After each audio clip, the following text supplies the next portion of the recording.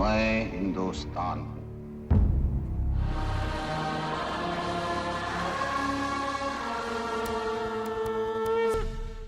इसमें कोई दो राय नहीं कि मुल्क का बंटवारा दर्दनाक था।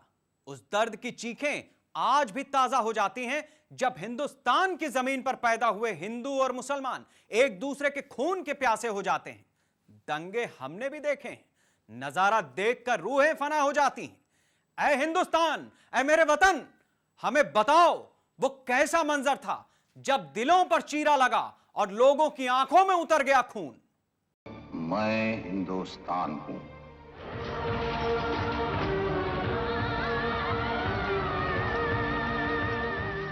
ये कत्लेआम, ये खून खराबा, ये वहशियाना मंजर, ये वो कीमत है जिसे आजादी के नाम पर हिंदुस्तान और पाकिस्तान के सियासतदानों ने मुझसे वसूला था।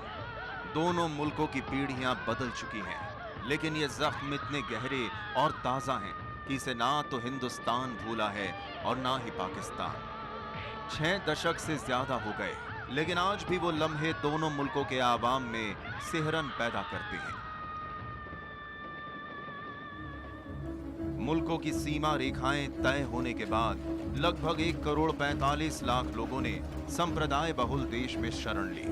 करीब 72 लाख 26 हजार मुसलमान भारत छोड़कर पाकिस्तान गए और करीब 72 लाख 49 हजार हिंदू और सिख परिवार पाकिस्तान छोड़कर भारत आए।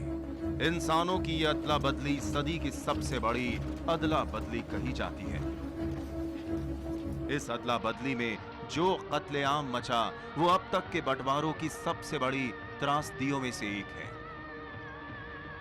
इस कत्लेआम में लाखों लोग मारे गए। क्या बेजुबान, क्या इंसान, सड़क हो या रेल की पटरी, हर तरफ लाशें बिछी थी। वो ऐसा जुनून था कि हर आंख खून की प्यासी थी। अजीब सी बदहवासी, लुटे पिटे लोग, घर बार छोड़ जान बचाने को भागते लोग। भागने वालों को नहीं पता कि कब तक और कहां तक भागना है। भारत में आए शरणार्थी पश्चिम में पंजाब और दिल्ली में बसे, पूरब में पश्चिम बंगाल, असम और त्रिपुरा उनके ठिकाने बने, जबकि सिंध से आए लोग गुजरात और राजस्थान में बसे। लेकिन उर्दू बोलने वाले जो मुसलमान दिल्ली, उत्तर प्रदेश, हैदराबाद और अन्य राज्यों से पाकिस्तान गए, उन्हें वहां बसने और मुल्क में शामिल होने के लिए लंबी जद्दोजहद करनी पड़ी। उन्हें मुहाजिर कहकर पुकारा गया। ऐ हिंदुस्तान, तू कहता है कि तुझे आजाद कराने में हिंदू भी आगे थे, मुसलमान भी आगे थे। फिर यह कैसे हुआ कि जो मुसलमान तेरे अपने ही जमीन पर पैदा हुए, तेरे अपने ही बच्चे थे, उन्होंने तुझे अपना मानने से इनकार कर दिया?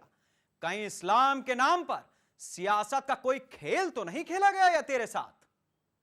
मैं हिंदुस्तान हूं। देखो, ये हुजूम देखो, ये आधी रात की आजादी है। ये मेरी वो संतानें नहीं जो आजादी की आधी रात को पैदा हुई। ये मेरी वो संतानें हैं जो मुझे आजाद कराने के लिए पैदा हुई।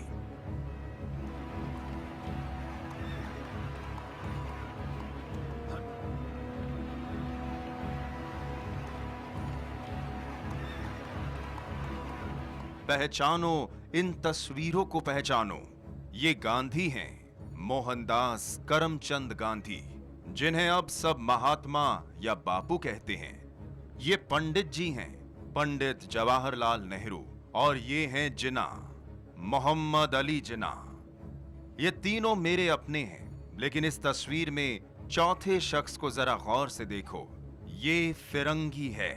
ये मेरी कोख का नहीं, ये मेरा अपना नहीं, ये माउंटबेटन है। फिरंगी दिमाग की ये वो करतूत थी जिसने मेरी ही कोख से जन्मे 2 इंसानों के दिमाग में हिंदू और मुसलमान का फर्क कुछ ऐसा पैदा किया कि दोनों मेरी आजादी से ज्यादा सत्ता के दीवाने हो गए। ये बात सन 1906 की है, जब ढाका में मुस्लिम लीग की स्थापना हुई। लीग ने अलग अलग समय पर अलग अलग मांगे रखी। 1930 में लीग के एक सम्मेलन में प्रसिद्ध उर्दू कवि मोहम्मद इकबाल ने अपने भाषण में पहली बार मुसलमानों के लिए एक अलग राज्य की मांग उठाई। सन 1935 में सिंध प्रांत की विधानसभा ने भी यही मांग उठाई। इकबाल और मोहम्मद अली जौहर ने जिन्ना से इस मांग पर समर्थन मांगा। तब तक जिन्ना हिंदू मुसलमान एकता के पक्षधर थी। भारत सरकार अधिनियम 1935 के तहत 1937 में हुए प्रांतीय चुनावों में जिन्ना की मुस्लिम लीग बुरी तरह हारी। मुस्लिम बहुल इलाकों में भी कांग्रेस का झंडा लहराया। यहां से सत्ता की सनक जिन्ना पर हावी हो गई। प्रांतीय चुनावों में हार के बाद जिन्ना ने सांप्रदायिकता को अपनी राजनीति का आधार बना लिया।